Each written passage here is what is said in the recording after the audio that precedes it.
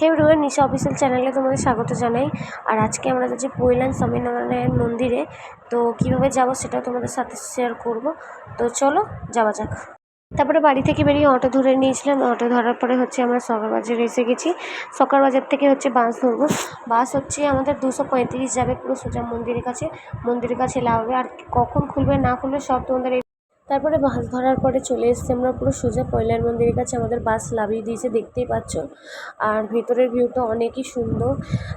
তারপরে আমি অনেক দিন আগেই এসেছিলাম, তাও অনেকটাই ছোট ছিলাম, মনে নেই। আর এখন অনেকটাই চেঞ্জ হয়ে গেছে দেখছি।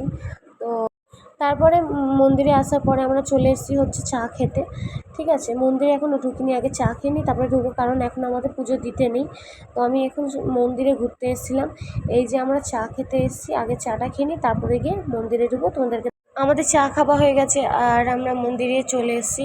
হ্যাঁ, তোমাদের বলে দিই কখন খোলে কখন বন্ধ হয়। খোলে 4টের সময় আর বন্ধ করে 8টার সময়। তাড়াতাড়ি তোমরা চলে আসবে, 4টে থেকে 5টা 6টার মধ্যে চলে আসলে তাড়াতাড়ি করে তোমরা পুজোটাও দিয়ে দিতে পারবে, তারপর বসতেও পারবে, ঘুরতেও পারবে, তাহলে তোমাদের ভালোও লাগবে। অন্ধকার হয়ে গেলে আর কিছু ভালো লাগবে না। তো তার জন্য তোমরা তাড়াতাড়ি আসার চেষ্টা করবে। আর জায়গাটা তো খুব সুন্দর, দেখতে পারবে, বুঝতে পারবে। তারপরে এখানে জুতো রাখারও জায়গা আছে, তোমরা আসবে, এসে জুতো খুলবে, এখানে কুপন দেবে, ওই কুপনটা রাখবে, আসার পর কুপনটা জমা দিলে তোমাদেরকে জুতো ফেরত দিয়ে দেবে। হ্যাঁ, তারপরে আমাদের এখানে ক্যান্টিনও আছে।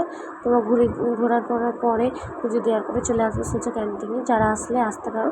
তো ক্যান্টিনে এখানে পুরোটাই নিরামিষ পাওয়া যায়। তো আমরা এই যে সোজা চলে এসেছি ক্যান্টিনে কিছু খাবো বলে। আর দেখতেই পাচ্ছ খুব সুন্দর না ক্যান্টিনটা। তো চলো কিছু আগে অর্ডার করি। আমাদের খাওয়া হয়ে গেছে আর আমরা বেরিয়ে পড়েছি বাড়ির জন্য। আর রাত্রিবেলা কি সুন্দর লাগছে না মন্দিরটা। তো আজ নেক্সট ব্লগের সাথে দেখা হবে। আর যারা এখনও সাবস্ক্রাইব করেনি তারা সাবস্ক্রাইব করে দেবো।